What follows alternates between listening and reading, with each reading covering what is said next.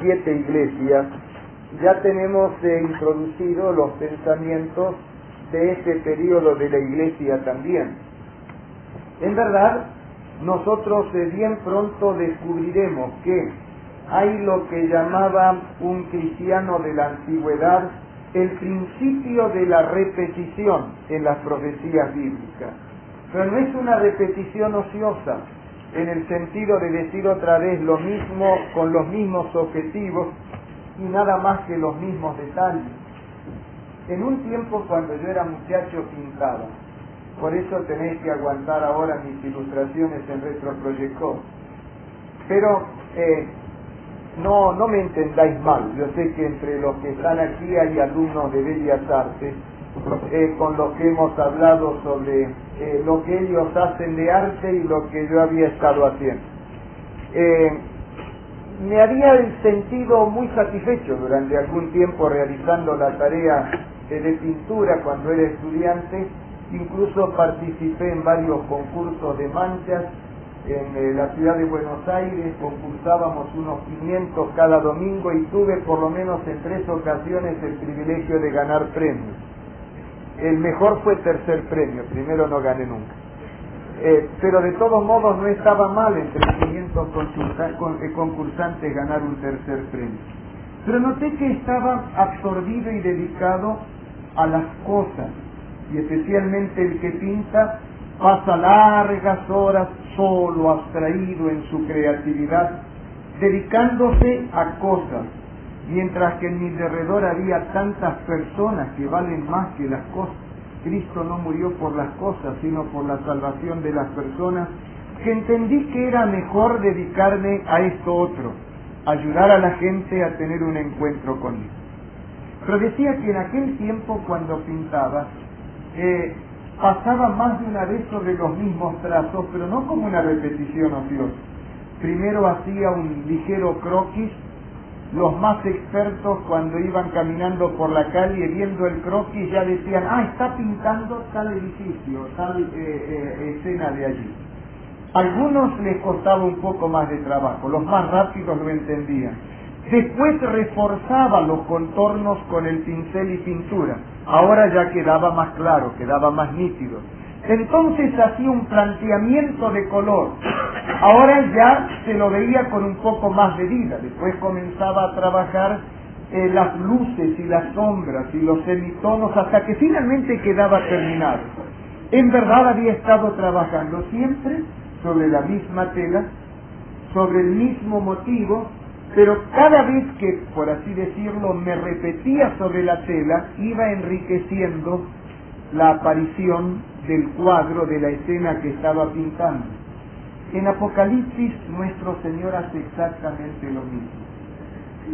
En la profecía de las 7 iglesias nos hace un croquis, el contorno de la historia de la iglesia cristiana, desde su fundación hasta la venida de Cristo. En los 7 sellos que estudiaremos hoy, Dios no solamente refuerza los contornos, sino que vuelve otra vez sobre esos periodos como quien le pone color. Ahora comenzará a adquirir vida. Y después, cuando estudiemos, digamos, las 7 trompetas, diremos, ahí el Señor ilumina, coloca sombras, claros, medios tonos, etcétera, completa ya más su obra.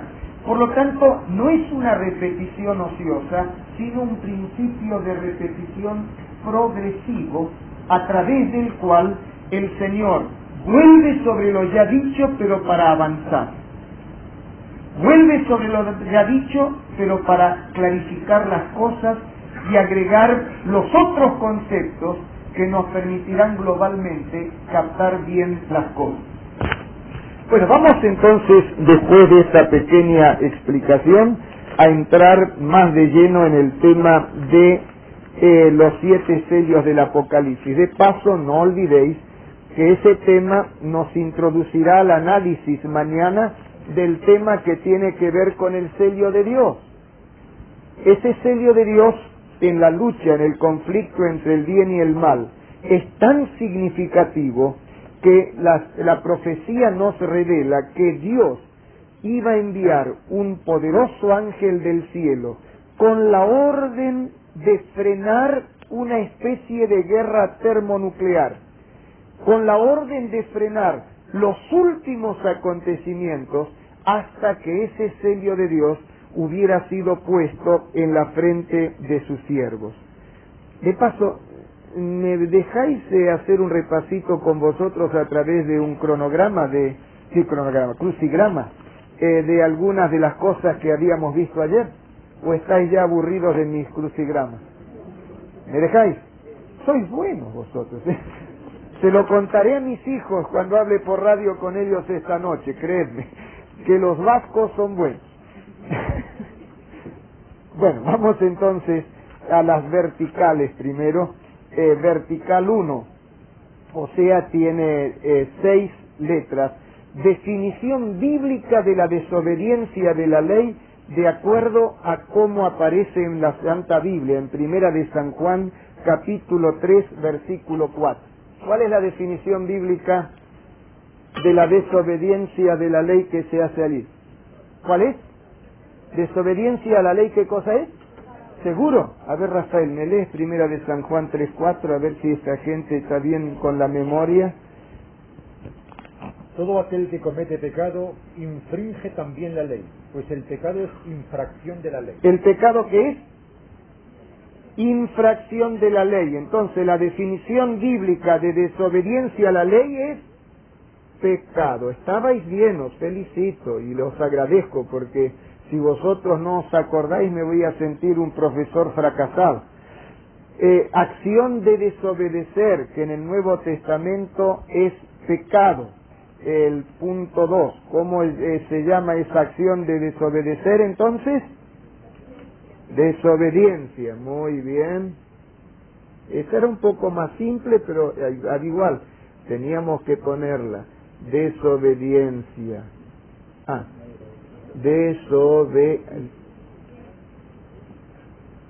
No es muy elegante borrar así, pero es el único remedio que me quedaba. Desobediencia. 3. Acción del sedicioso pecador. 3. Acción del sedicioso pecador. ¿Cómo llamamos esa acción del sedicioso pecador? No, eso ya no sería sedicioso pecador, sería arrepentido. Iniquidad.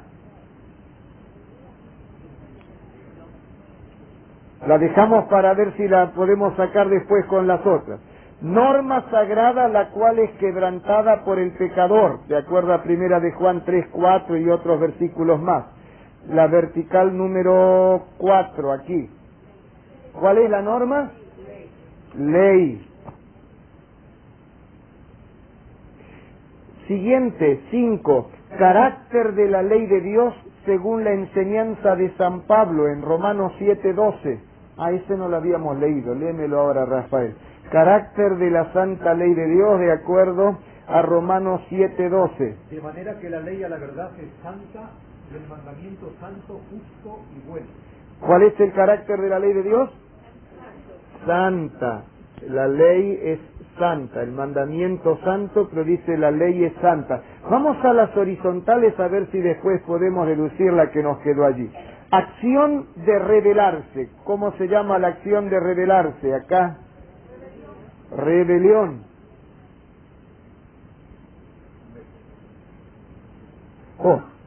Sí, porque eso es como si fuera, lo que yo lo puse es como si fuera de la fotografía, revelar. Sí, entonces, siguiente, 7. Motivación que origina la desobediencia de la ley de Dios.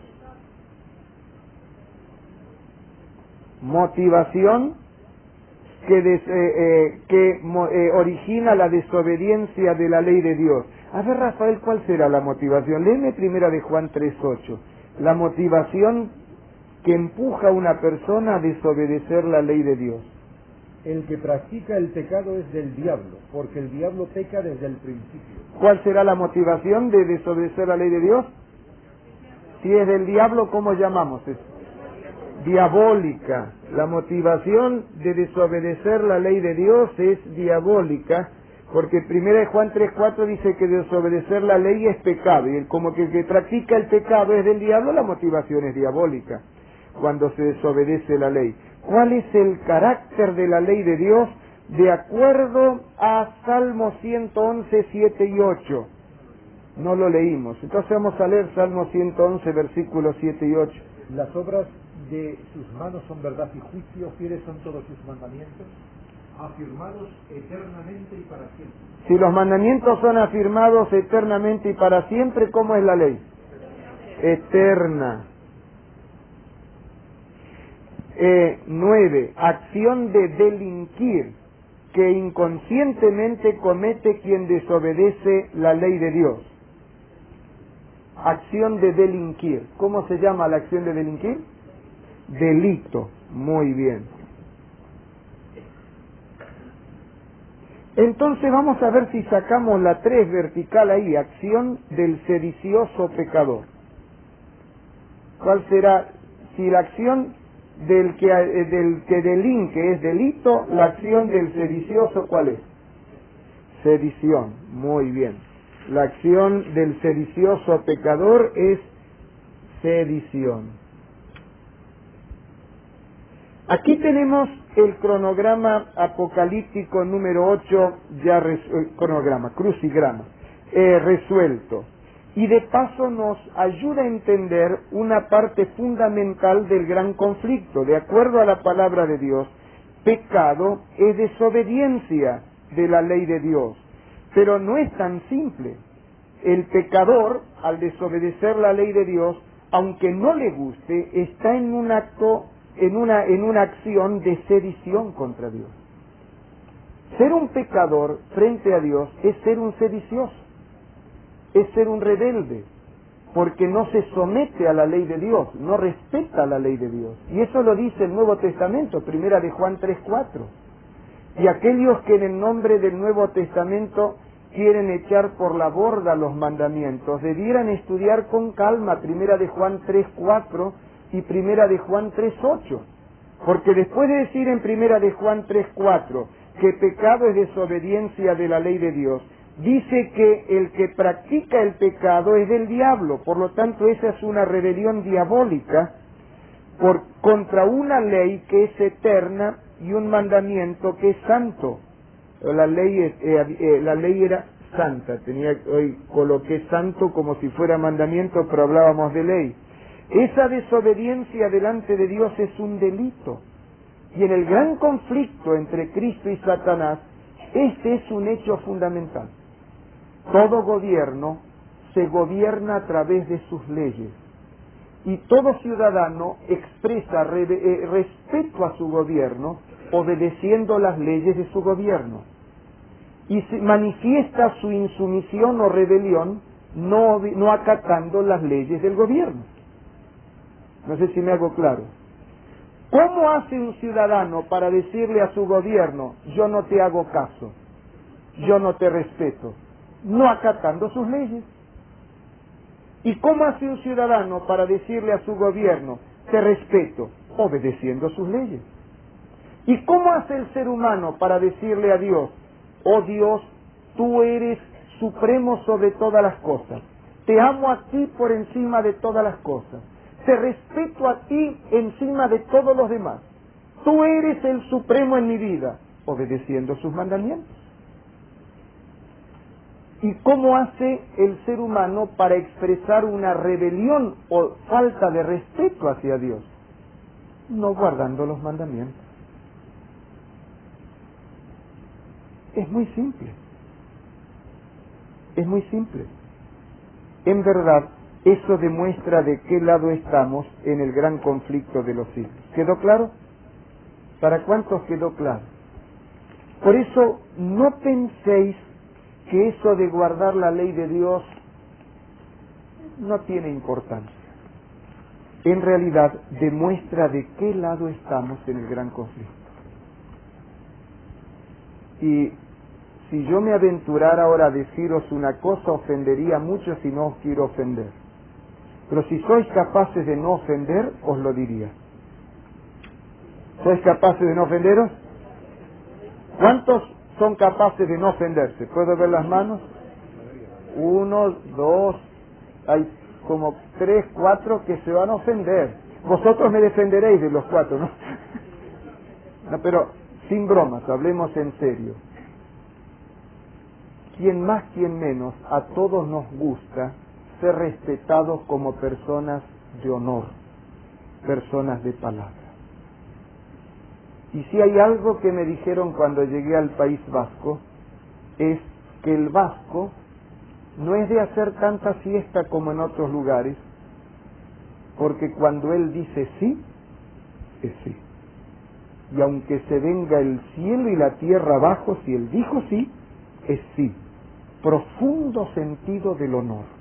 Y eso a mí me gusta, porque yo no soy vasco, pero soy así. A mí me gustó mucho cuando la señora Elena G. de White escribió un párrafo que lo aprendí desde jovencito, que decía: la mayor necesidad del mundo es la de hombres y mujeres que no se compren ni se vendan. Hombres y mujeres que sepan darle al pecado el nombre que le corresponde y que se mantengan de parte de la verdad y la justicia como la brújula al polo. Que se mantengan de parte de la verdad aunque se desplomen los cielos. Mi madre me enseñó eso y me lo hizo aprender desde niño. Y lo transformé en norma de mi vida. Por eso es que cuando encuentro la ley de Dios en la Biblia, para mí es sagrada.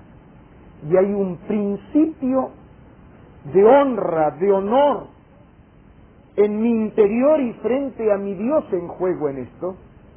Y por la honra de mi Dios y por mi propia honra frente a Dios, yo no puedo aceptar, aunque me dé trabajo obedecer, aunque tengo flaquezas, no puedo aceptar la idea de que no tenga importancia ser honrado con Dios y respetuoso con Dios y respetar sus mandamientos, como Él dice, al pie de la letra.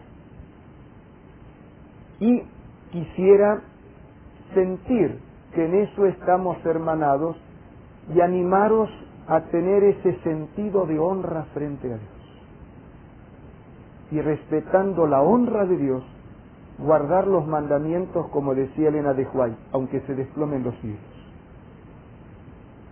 A mí me hizo mucho bien que mi madre, que leía la Biblia antes que yo naciera, inspirada en el profeta Daniel, cuyo nombre significa etimológicamente Dios es mi juez, saber lo que significaba mi nombre, Dios es mi juez. Y me hizo bien ver que Daniel estuvo dispuesto hasta ir a parar al foso de los leones, sintiendo que estaba solo en su fidelidad. Ir a parar al foso de los leones, pero no claudicar de la obediencia a los principios de Dios. Y también me hizo bien ver que Dios se encargó de liberarlo del foso de los leones. ¿Por qué a Juan el Bautista no lo liberó? Porque el testimonio de la muerte de Juan iba a ser más que toda su predicación. Pero me hizo bien identificarme con aquel otro Daniel y sentirme como sienten los vascos, el espíritu de honra, que lo que hay que hacer y se debe hacer, hacerlo aunque no lo haga nadie. Y si hay que obedecer a Dios, obedecerlo aunque todos se me rían en la cara. Y aunque vaya a parar al foso de los leones, si hay que hacerle caso a Dios, pues se le hace caso a Dios. No sé si me hago claro. Pero me estoy metiendo en lo que no era el tema de hoy. Vamos a lo de los 7 sellos del Apocalipsis y para explicar la interpretación de los sellos del Apocalipsis, permitidme decir que Jesús es el que nos enseña la secuencia para interpretar adecuadamente los sellos del Apocalipsis. ¿Recordáis que el principio cristiano del estudio de la Biblia, o sea, el método aplicado por Cristo, es que la Biblia es la que tiene que explicar a la Biblia? Pues bien, ya en el capítulo 1 de Apocalipsis, el Señor nos dice que lo que estaba explicando son cadenas de hechos sucesivos. Escribe las cosas que has visto y las que son, o sea, los días de Juan, y las que deben suceder pronto, futuro próximo, y las cosas que han de suceder después de estas, futuro lejano. Pero ahora viene otra cosa interesante. El martes de la semana de la Pasión, como registra San Mateo 24 y San Lucas 21 y San Marcos 13 también, Jesús pronunció lo que llamamos los teólogos el sermón profético, donde da profecías del fin del mundo y de la venida de Cristo. Y es interesantísimo notar que ahí en forma resumida, como una apretada síntesis, Jesús enuncia la secuencia profética desde los días de su primera venida hasta la segunda venida, cuando dice que veréis a Jerusalén rodeada de ejércitos, y anuncia la destrucción de Jerusalén, que ocurrió en el año 70 bajo las tropas de Tito. Esos son los días de Juan, el comienzo de la era cristiana, la destrucción de Jerusalén, y entonces habla del comienzo del tiempo de los gentiles. Pues bien, eso comienza en los días de Juan, y Jesús después dice, me lees por favor, Rafael, ahí en San Mateo capítulo 24, versículos 29 al 31, después de la destrucción de Jerusalén, después del tiempo de los gentiles, ¿qué cosas ocurrirían? E inmediatamente después de la tribulación de aquellos días, vendría una gran tribulación, la gran persecución. El sol se oscurecerá y la luna no dará su resplandor y las estrellas caerán del cielo. Señales en el sol, la luna y las estrellas. Y las potencias de los cielos serán conmovidas. Entonces aparecerá la señal del Hijo del Hombre en el cielo, y entonces la segunda venida de Cristo. Lamentarán todas las tribus de la tierra y verán al Hijo del Hombre viniendo sobre las nubes del cielo con poder y gran gloria. Gracias. En el sermón profético Jesús habló, por ganar tiempo no leímos en Lucas 21, 20 al 23, y esto otro también está en San Lucas después, la destrucción de Jerusalén, los días de Juan, el tiempo de los gentiles, que de ahí en adelante se extendería. Después vendría la gran persecución o la gran tribulación. Después de eso las señales en el sol, la luna y las estrellas. Después la segunda venida de Cristo. Una secuencia de hechos significativos. ¿Sabéis una cosa? Apocalipsis presenta exactamente la misma secuencia. Lo que nos ayuda a entender de que el mismo Jesús que dio esta secuencia en forma sintética en el sermón profético, dedica todo el libro del Apocalipsis para desarrollar detalladamente la cronología profética que él enunció sintéticamente en la semana de la Pasión. Y el caso de los 7 sellos es excelente para descubrir eso. En la profecía de los 7 sellos encontramos, escribe las cosas que has visto, y las que son está relacionada con los días de Juan, la época de la destrucción de Jerusalén, las cosas que han de suceder pronto mientras se desarrolla el tiempo de los gentiles, la gran tribulación con persecución que va desde aquí hasta llegar a la parte de la tribulación angustiosa y espantosa aquí, las señales astronómicas y la venida de Cristo. En otras palabras, pero vamos a analizarlo ahora, el libro de Apocalipsis es un desarrollo amplio de lo que Jesús había profetizado sintéticamente en el Sermón del Monte, digo de profético. A mí me hace bien esto porque me ayuda a ver que hay armonía en la Biblia. El Señor no se contradice, al contrario, en forma progresiva va echando cada vez más luz sobre lo que él predijo, pero sin anular lo anterior. Él no borra con el codo lo que escribe con la mano, como dice el refrán común. Él cuando empieza algo lo perfecciona en lugar de anularlo. Vamos entonces a analizar ahora parte por parte. Apocalipsis capítulo 6, versículo 1 en la página 1149. Vamos a ver cuáles son las características básicas del primer sello que representa la primera etapa de la historia de la Iglesia. 1 y 2, capítulo 6, versículos 1 y 2. Vi cuando el Cordero abrió uno de los sellos y oí a uno de los 4 seres vivientes decir como con voz de trueno: ven y mira. Y miré y aquí un caballo blanco. ¿Un caballo de qué color? Blanco. ¿Símbolo de qué será el blanco? Pureza. En otras palabras, es la época de la pureza apostólica. La Iglesia en su etapa prístina, pura. Sigamos leyendo.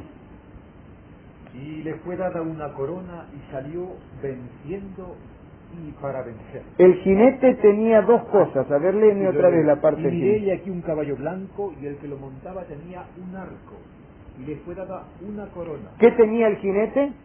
Un arco. ¿Y qué le fue dado? Corona. ¿Y salió de qué manera, dice? Venciendo y para vencer. Salió venciendo y para vencer. El arco símbolo de lucha y la corona símbolo de qué? Victoria.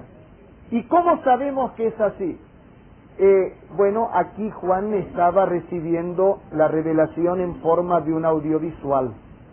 Él ve el caballo blanco, ve el jinete con el arco luchando, lo ve con la corona, y para que no haya error, la parte auditiva que acompaña a la parte visual se complementa una con la otra, da la explicación.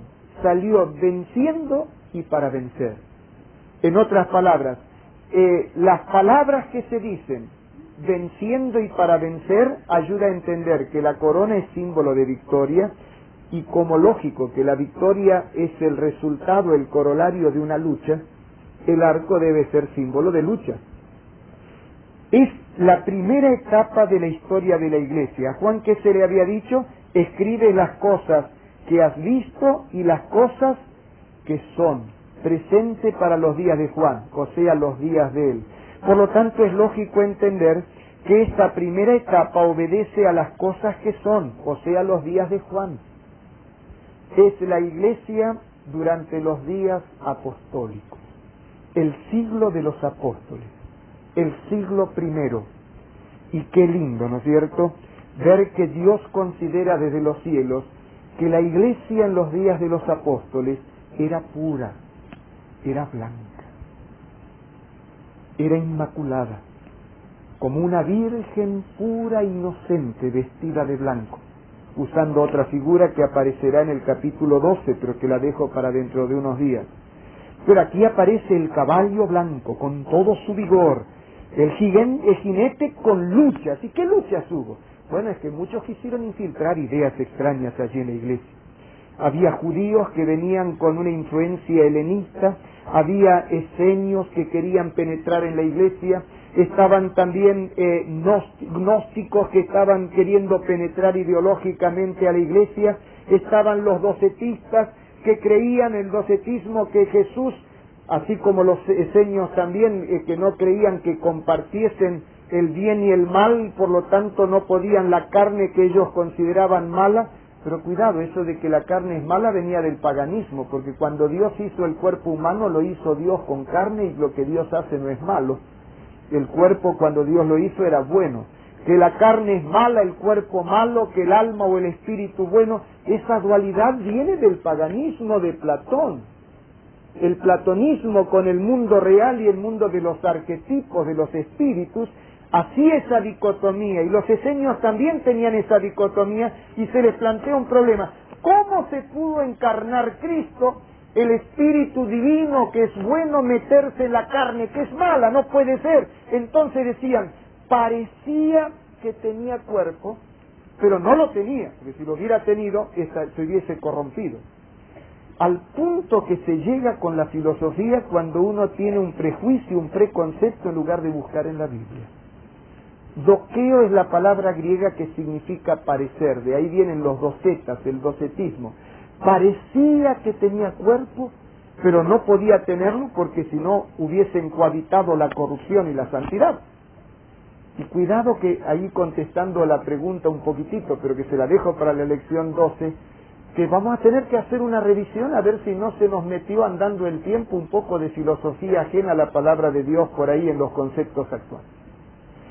Entonces, los apóstoles tuvieron que enfrentar esa lucha constante de ideas paganas, y además aparecen personajes como Alejandro el Calderero, que hasta ni recibía a San Juan allí.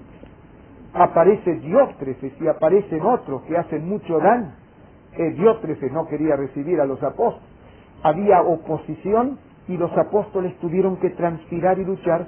Dieron su vida por Cristo, pero mantuvieron la doctrina pura. Solamente que no era nada más que lucha, también había victoria. En Pentecostés 3.000 se convirtieron.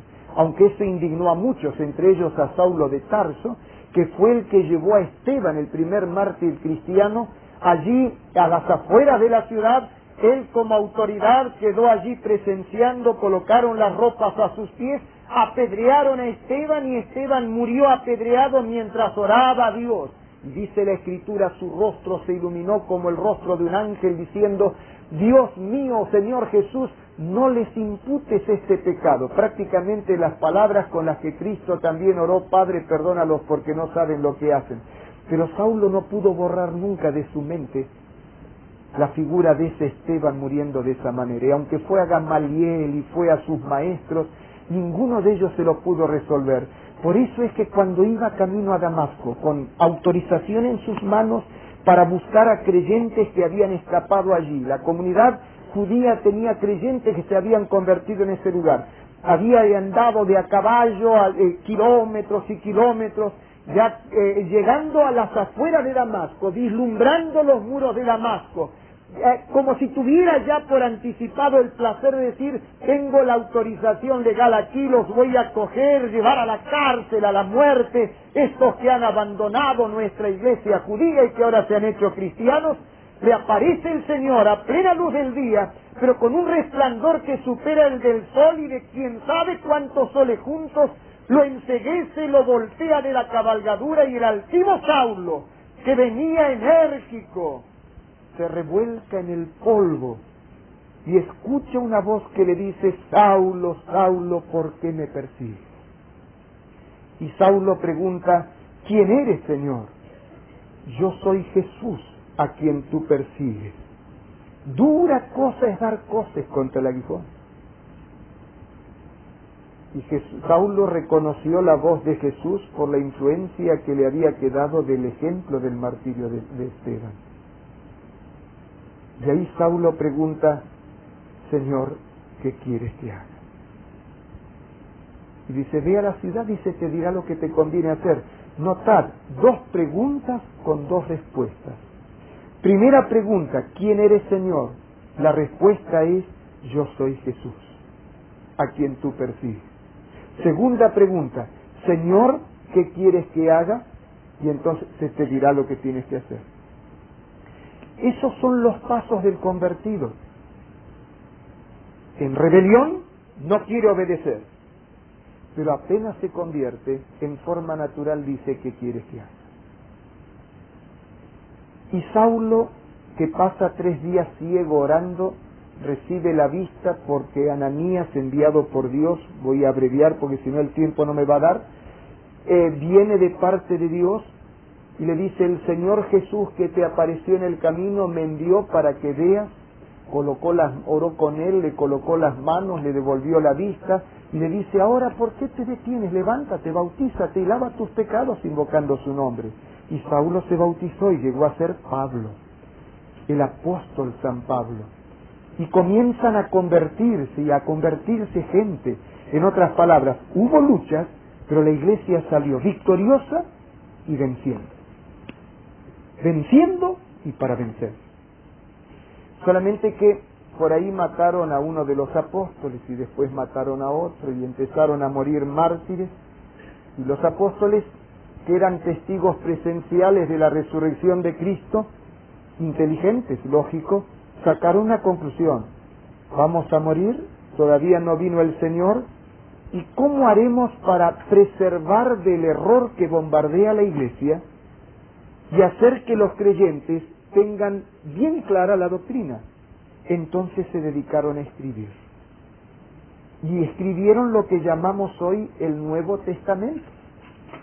Por lo tanto, si queréis conocer la doctrina pura, tendréis que remontaros a la época del caballo blanco, la era apostólica, y para ello habrá que estudiar la Santa Biblia. Es ahí en la Santa Biblia donde encontramos la doctrina pura.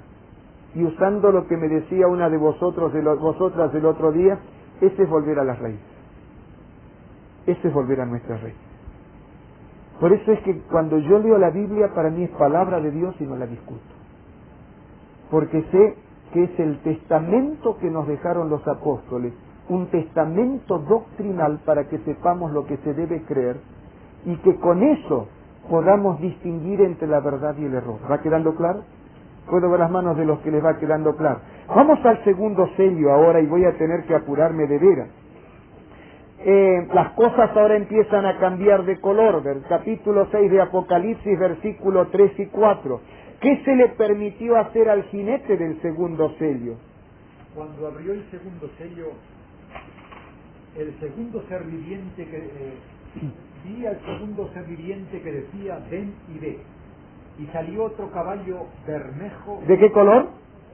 Bermejo. ¿Se usa la palabra bermejo aquí? ¿Qué otro sinónimo de bermejo conocéis? Rojo, ¿no es cierto? Y en verdad el bermejo es el rojo de la sangre. O sea, es rojo, pero un rojo sanguinolento. Caballo entonces de color bermejo. ¿Y qué más? Y el que lo montaba le fue dado poder de quitar de la tierra la paz, y que se matasen unos a otros, y se le dio una gran espada. Entonces se le dio una gran espada y se le dio poder de quitar, ¿qué cosa? La paz de la tierra, y que hiciesen, ¿qué cosa? Que se matasen unos a otros. Bueno, la Biblia tiene que interpretarse a sí misma.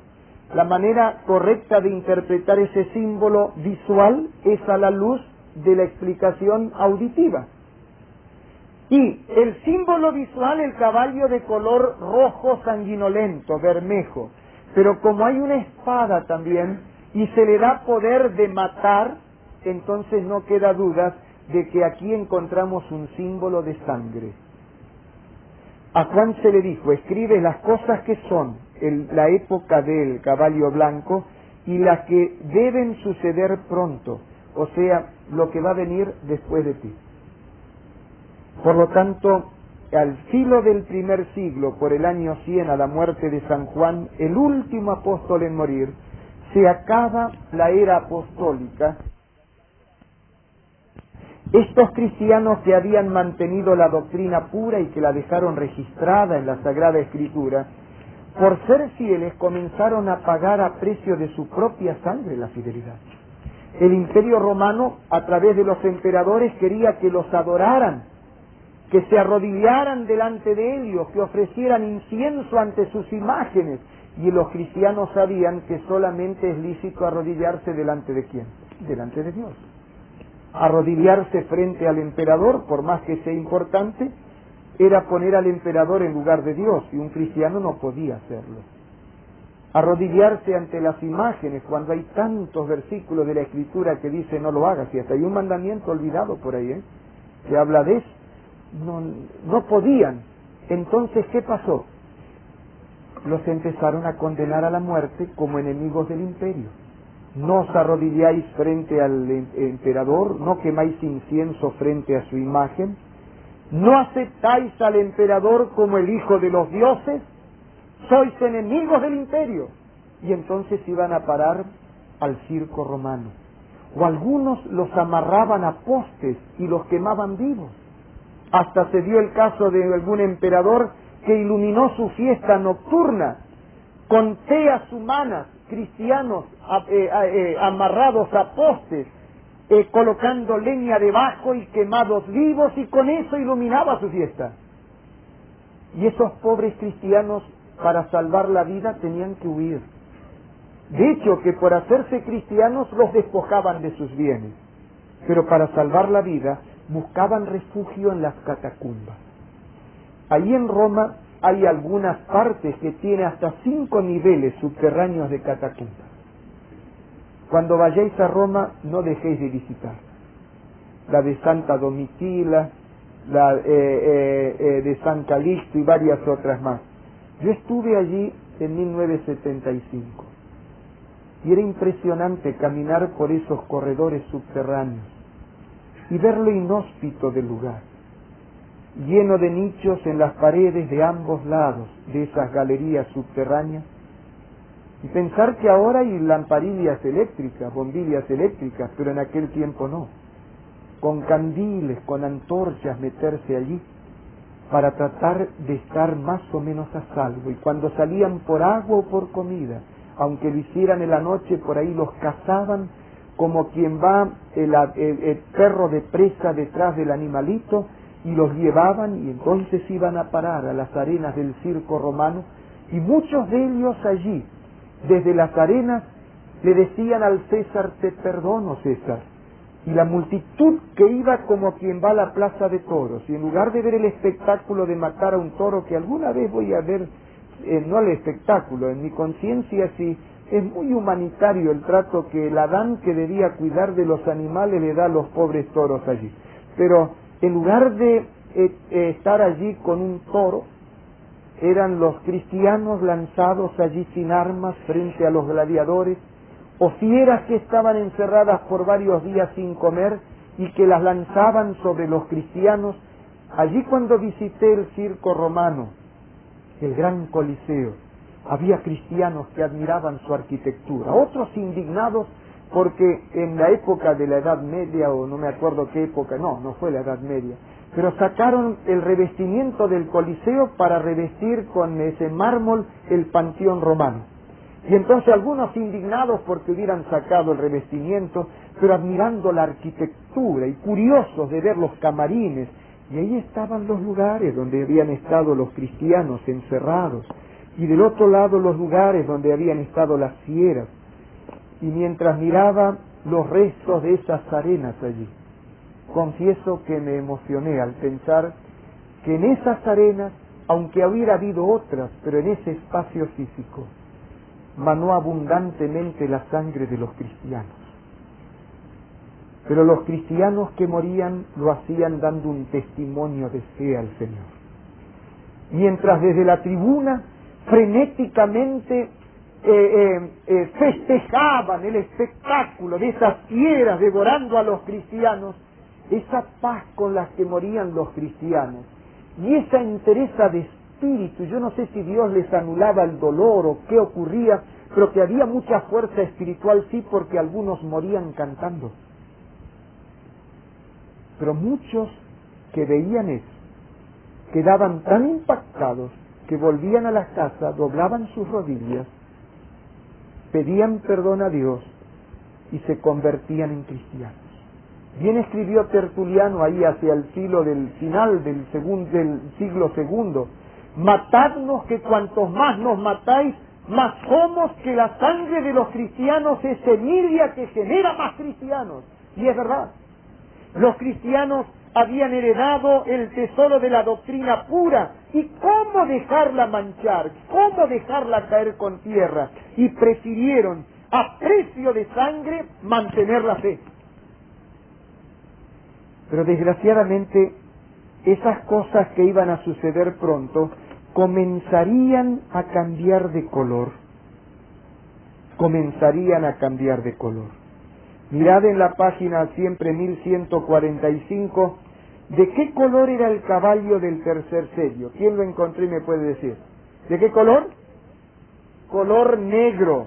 ¿Y negro qué es? Antítesis del blanco. Si el blanco era pureza, la época de la doctrina pura, quiere decir que la doctrina pura, mantenida con sacrificio y aprecio de sangre de los mártires, ahora empieza a mancharse, se empieza a ensuciar.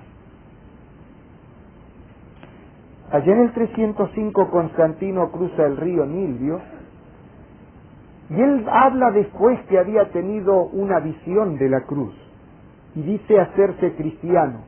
Pero si vosotros tenéis la historia eclesiástica de Eusebio de Cesarea, con comentarios de Luis M. de Cádiz y Luis de Aznar, dos teólogos e historiadores eclesiásticos católicos con título doctoral, si tenéis esa historia de la iglesia de Eusebio de Cesarea, con los comentarios de Luis M. de Cádiz y de Luis de Aznar, notaréis que ahí dice cosas tremendamente sorprendentes.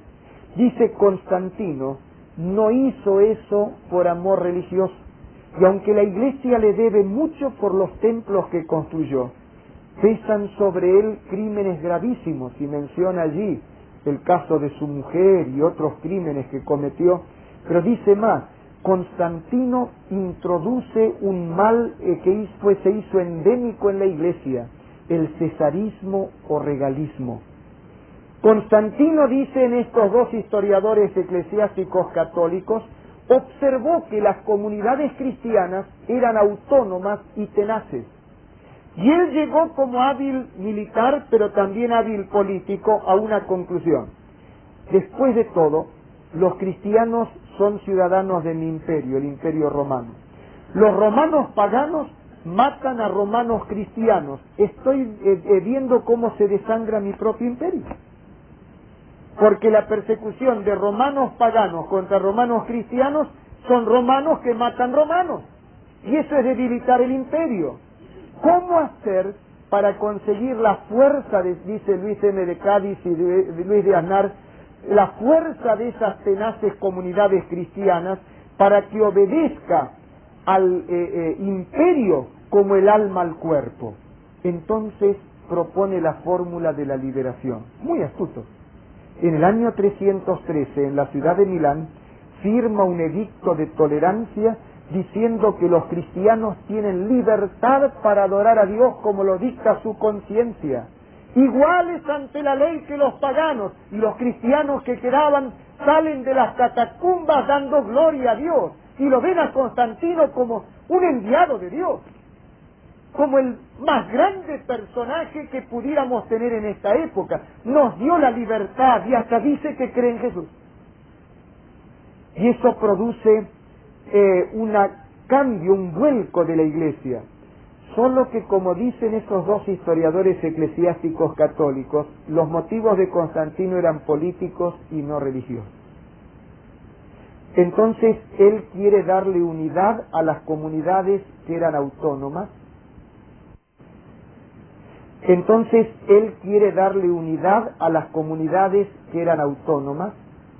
Convoca el concilio cristiano de Nicea, y él, que no estaba bautizado, digita las cosas para determinar quién preside el concilio y demás.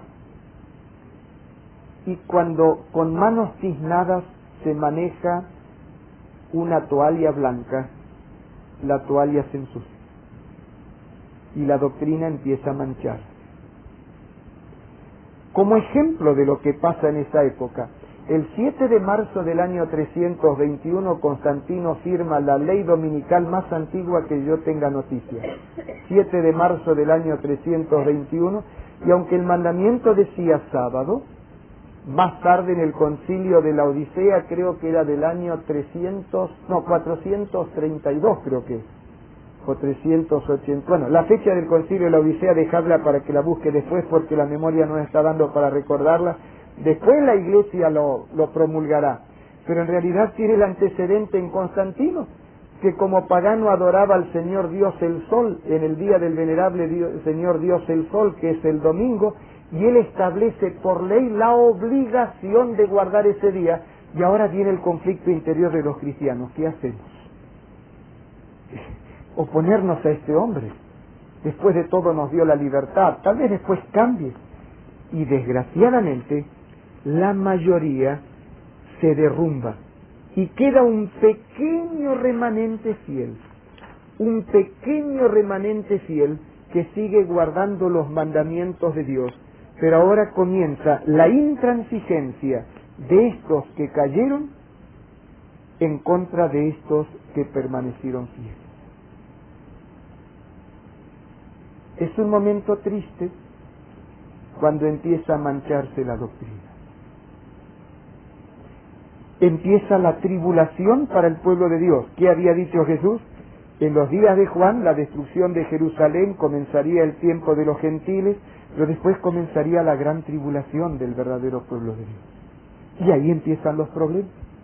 Primero perseguidos por los paganos romanos, ahora en problema con los cristianos que empiezan a dejar que penetren cosas que no están en la Biblia.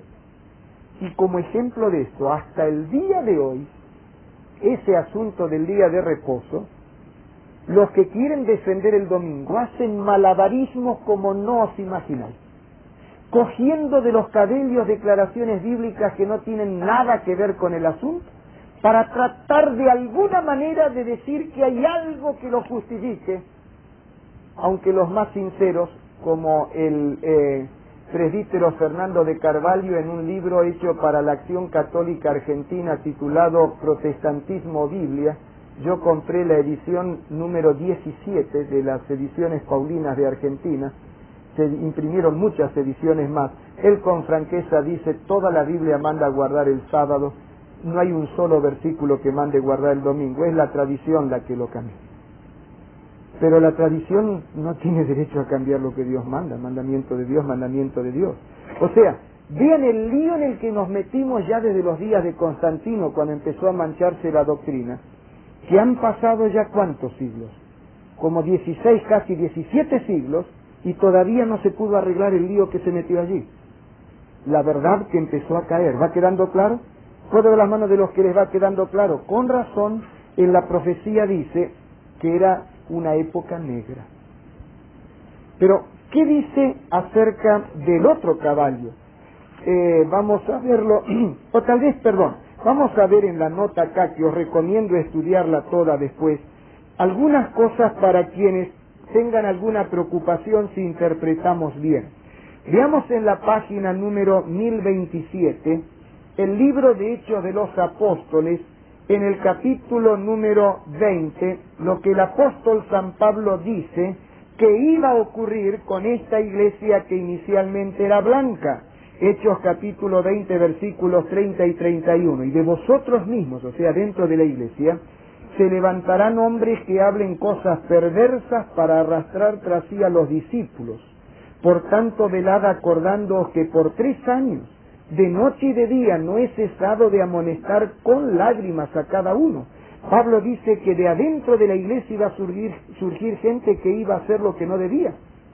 Pero veámoslo más claro en la página 1098. Página 1098, segunda de Tesalonicenses, página 1098, capítulo 2, página 1098, capítulo 2, desde el versículo,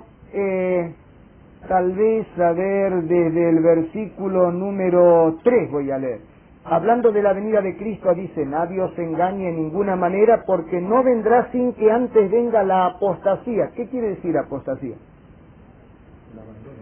Abandono de la verdad.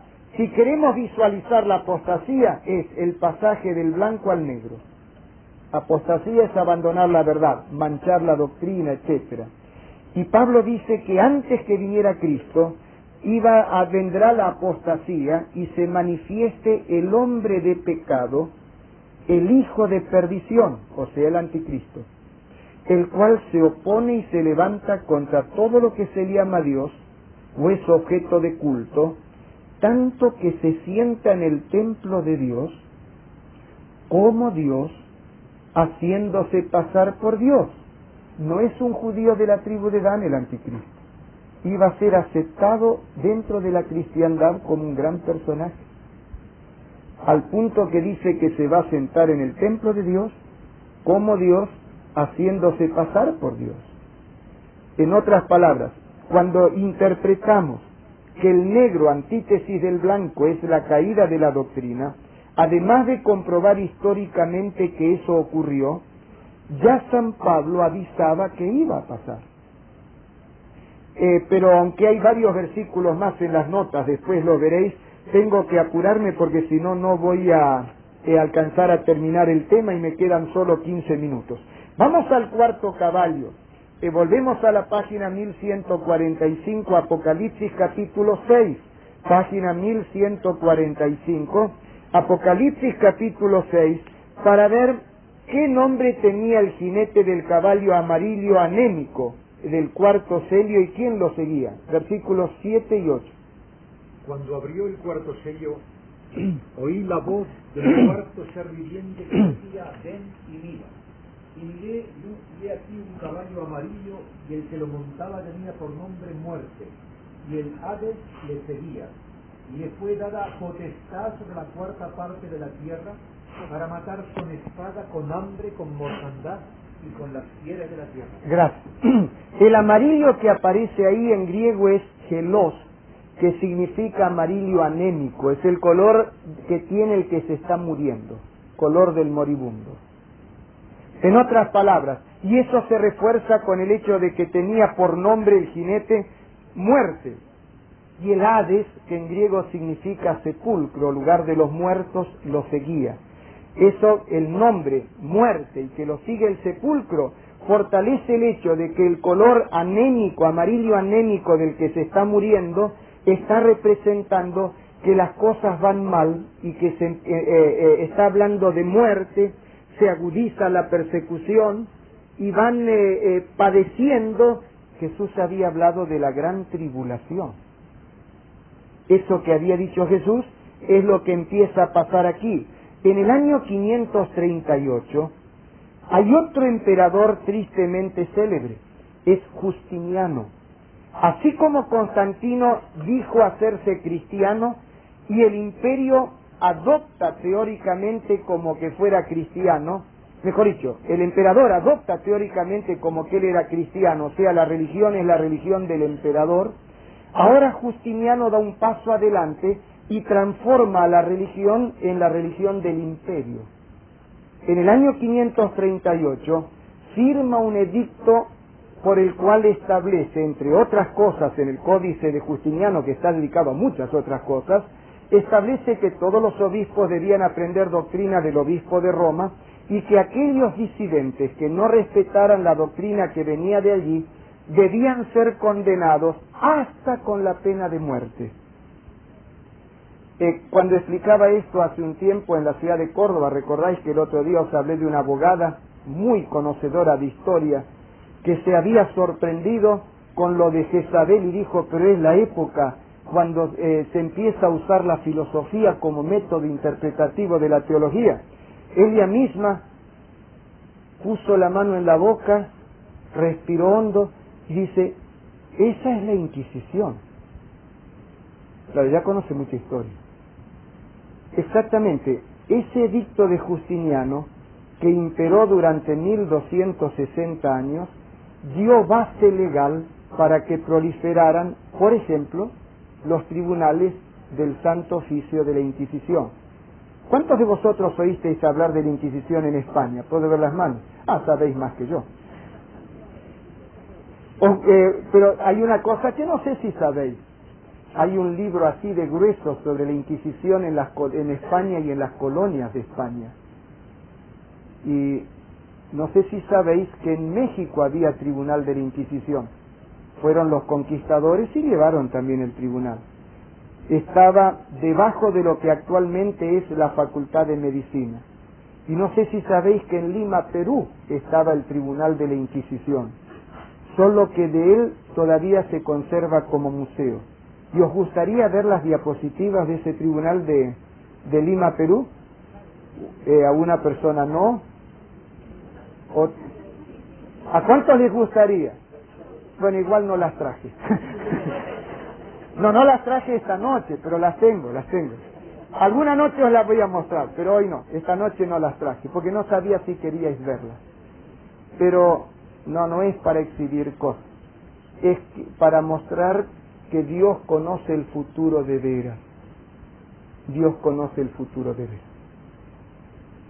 Las doctrinas van languideciendo más en esa época y viene el momento triste de la gran tribulación anunciada por nuestro Señor Jesús, cuando los cristianos que ahora, penetrados por la filosofía pagana, habían, perdonadme la expresión, paganizado el cristianismo, empiezan a perseguir a este pequeño remanente fiel.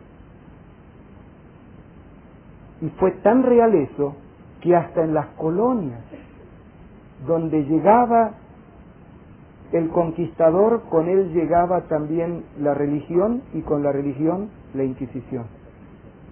En otras palabras, ahora, ¿por qué es que lo digo? Y lo estoy diciendo muy suave porque no quiero hablar así enfáticamente de cosas tristes. Pero si no lo dijera, quedaría como que la profecía no se cumplió y realmente se cumplió. Y si el Señor lo anunció en San Juan 14:27 o 29, San Juan 14:29 dice que no es para desanimarnos, al contrario, dice, estas cosas os he hablado para que cuando se cumplieren, creáis. En otras palabras, el ver que Dios conocía el futuro y nos dice todo lo que iba a ocurrir, nos da confianza de que Él es el dueño del futuro. Y no solamente Él sabe, sino que Él, cuando dice que va a actuar, es porque va a actuar. Y a mí me hace bien obedecer al dueño del futuro. Por eso, aunque es triste esto, pero es verdad, y es bueno saber que se cumplió, y eso fortalece nuestra confianza en el revelador. ¿Queda claro? ¿Para cuántos queda claro? Puedo ver las manos. Avancemos entonces un poquitito más. Vamos a avanzar todavía para ver en el quinto sello, porque realmente hablé mucho al principio de otras cosas y el tiempo ahora está muy comprimido. Cuando se abrió el quinto sello, ¿qué dio San Juan debajo del altar y qué se le dieron? Versículos 9 hasta el 11. Cuando abrió el quinto sello, vi bajo el altar las almas de los que habían sido muertos por causa de la palabra de Dios y por el testimonio que tenían, y clamaban a gran voz diciendo: ¿Hasta cuándo, Señor santo y verdadero, no juzgas y vengas nuestra sangre de los que moran en la tierra?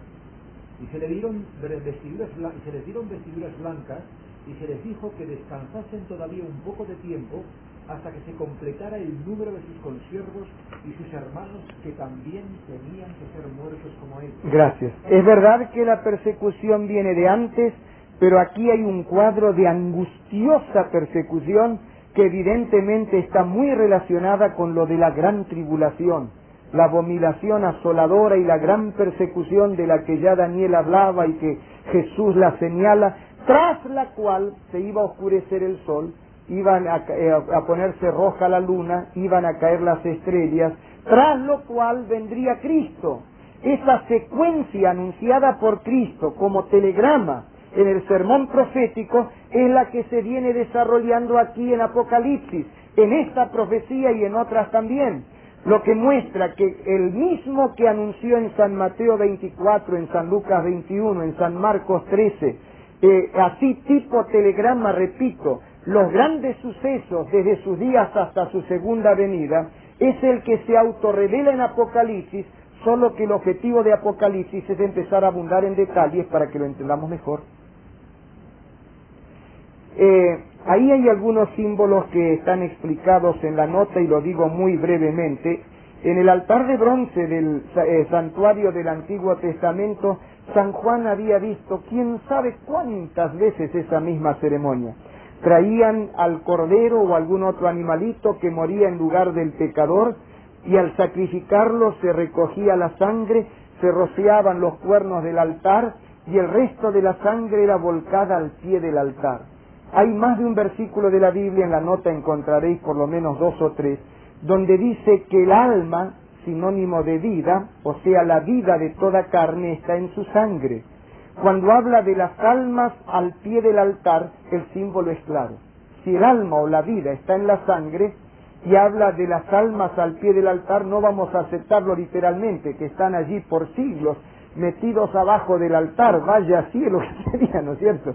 Si fuera literal no sería inconcebible, no, es un símbolo, estamos aquí en el lenguaje simbólico de Apocalipsis. Y si el alma, la vida está en la sangre y habla de las almas al pie del altar, te está hablando de la sangre al pie del altar, que es un símbolo de los mártires, los que murieron inocentemente por Cristo. Y así como dice la Biblia que la sangre de Abel clama de la tierra por justicia, aquí está hablando que la sangre de los mártires clama. ¿Hasta cuándo? Y el Señor dice, todavía van a morir unos mártires más, hasta que sea completado el número de sus consiervos. Pero era angustioso, el remanente fiel la pasó mal. ¿Recordáis cómo en las 7 iglesias el tema del remanente fiel aparecía permanentemente? De ese remanente fiel habla aquí de los que angustiados claman, que no pudieron exterminarlos a pesar de toda la persecución. Pero Jesús había dicho que después de la gran tribulación vendrían las señales en el sol, la luna y las estrellas, y entonces la segunda venida de Cristo. ¿Y qué dicen los sellos de Apocalipsis? Tras esta gran tribulación indicada en el quinto sello, se abre el sexto sello. ¿Y qué es lo que dice en relación con esto? Apocalipsis capítulo 6, versículos 12 y 13, profesor Calón.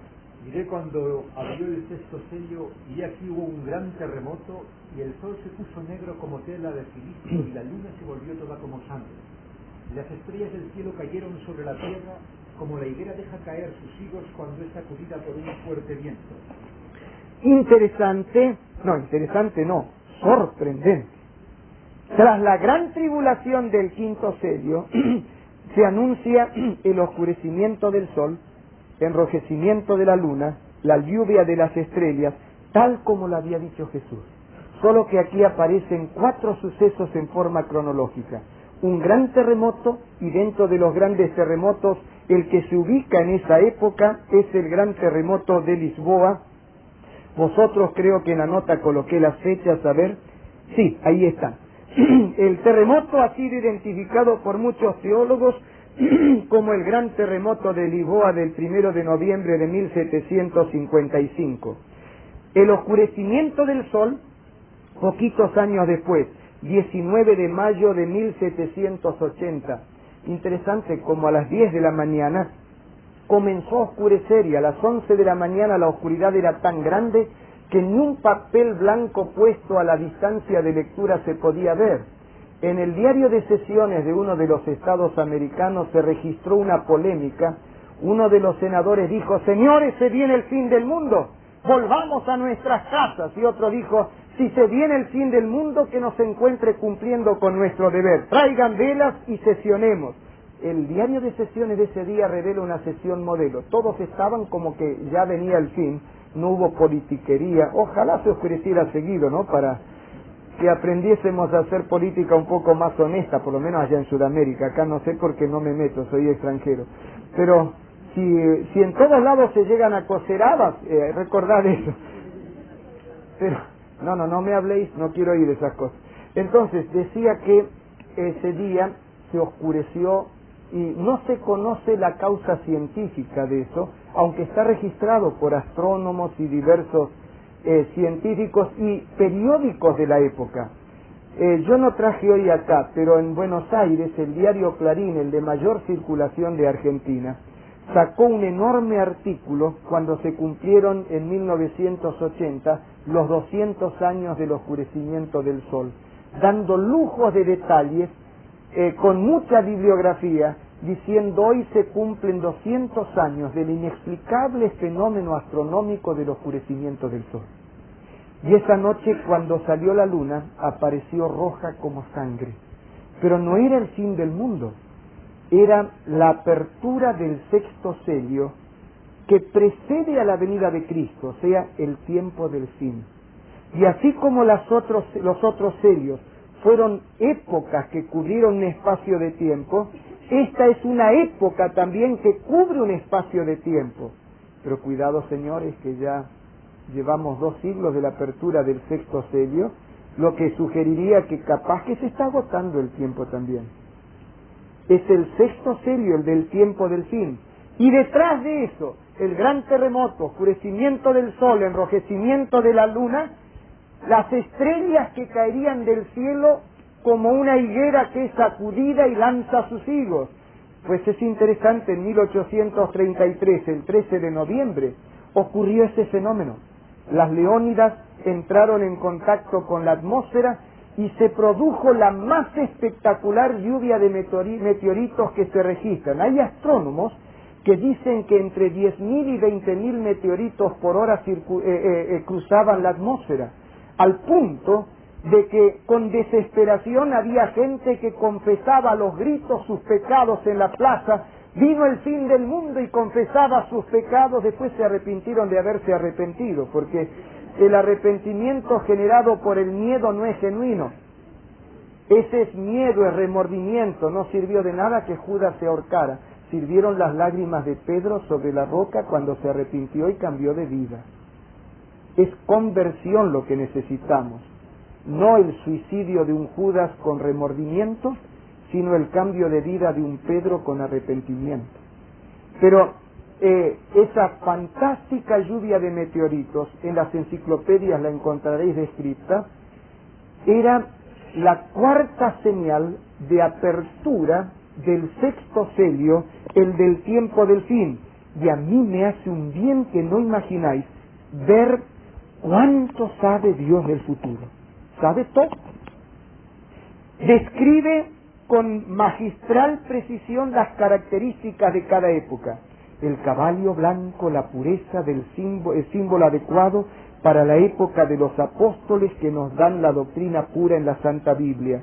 Por defender la doctrina pura entran en el martirio, se tiñe del rojo de la sangre de sus mártires, pero comienza a caer la verdad, se pone negra.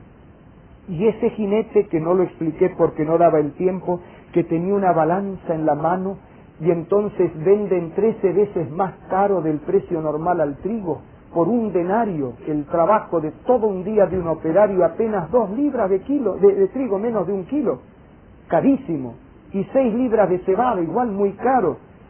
Falta de los valores para el espíritu, carestía de las cosas de Dios. Pero cuidado, no me animaba a decirlo, pero capaz que lo digo, la balanza no es instrumento de iglesia, es instrumento de comercio. Un espíritu de negociación y de comercio que empieza a entrar en la iglesia, cuando se empiezan a manejar equivocadamente cosas de Dios.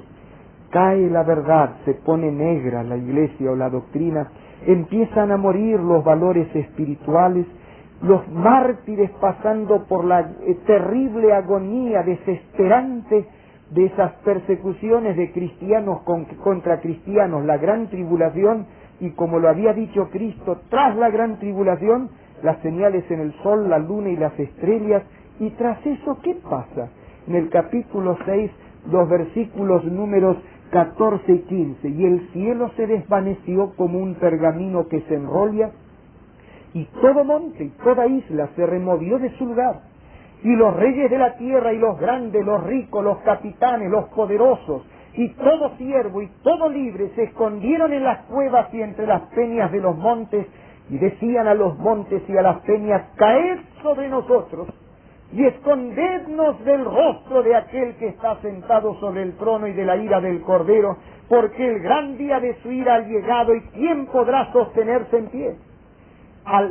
Cuando cierra el 6º sello, es el momento en que aparecerá Cristo. Por eso el 7º sello, con su silencio como de media hora, estoy resumiendo porque se acabó el tiempo, símbolo de que los ángeles vienen con Cristo, como si hubiera quedado vacío el cielo. Ese es el símbolo del silencio de media hora del 7º sello, es la segunda venida de Cristo, porque Cristo vendrá con sus ángeles para juzgar a los vivos y a los muertos. Yo pensé, y mirad todo lo que había traído acá para mostraros, explicaros en qué altura del tiempo del fin estamos, porque hay muchas profecías de eso, pero el tiempo ya no me lo permite. Pero podéis preguntarle después a Calonge, a Vázquez o a Macías, cuando os visitan para estudiarlo un poquitito con ellos. Analizad también la nota ahí de la pregunta número 8, que eso os ayudará. Pero permitidme decir algo más. Hay una especie de cuña metida entre el 6º y el 7º sello, que en teología lo llamamos el paréntesis del sellamiento. ¿Por qué? Porque en el momento en que todo lo demás se ha cumplido, y cuando es el momento de cerrar el 6º sello y que venga Cristo, Dios manda un poderoso ángel de Dios con la orden de detener la última guerra, una especie de guerra exterminio, como si fuera una guerra termonuclear, con una orden: frenad eso, no indefinidamente, hasta que coloquemos el sello de Dios en sus frentes. Aunque no me da el tiempo, quiero deciros que ya vivimos en la última parte, los últimos pasos del 6º sello. Y el paréntesis del 7º sello, el del sellamiento, es el que os lo aclarará mucho más. Ahora imaginaos cuán importante debe ser ese sello como para que Dios enviase un ángel para parar ese último drama, o ese último acto, mejor dicho, del drama del conflicto de los siglos, ese último paso con una especie de guerra-exterminio, cuando dice que el Señor vendrá a destruir los que destruyen la tierra. Los ecólogos van a encontrar mucha importancia en ese versículo. Es tan importante ese sello como para que Dios frene esa guerra final, pero no indefinidamente, es un asta, y vamos a ver mañana qué es ese asta. Por lo tanto, mañana vamos a ver el sello de Dios en contraposición con el sello de Satanás o del anticristo en esa guerra por el dominio de la mente, pero en el marco de los 7 sellos del Apocalipsis. ¿Quedó claro el tema de hoy? ¿Para cuántos quedó claro? ¿Puedo ver las manos? Os aseguro que el de mañana os gustará más y es más importante. Vamos a tener una plegaria antes de separar. Nuestro buen Dios y Padre Celestial, antes de separarnos, queremos poner nuestra vida en tus manos y pedirte que nos ayudes para ponernos de parte tuya en el conflicto de los siglos. A ponernos de tu parte aunque se desplomen los cielos. Ser tan tuyos como Cristo se hizo nuestro, al punto de morir por nuestros pecados. Danos, oh Padre, el gozo, el privilegio de amarte lo suficiente y de amar a Cristo de todo corazón, como para estar dispuestos a expresar ese amor a través de la obediencia. En el nombre santo de Jesús. Amén. Bien, hasta mañana entonces.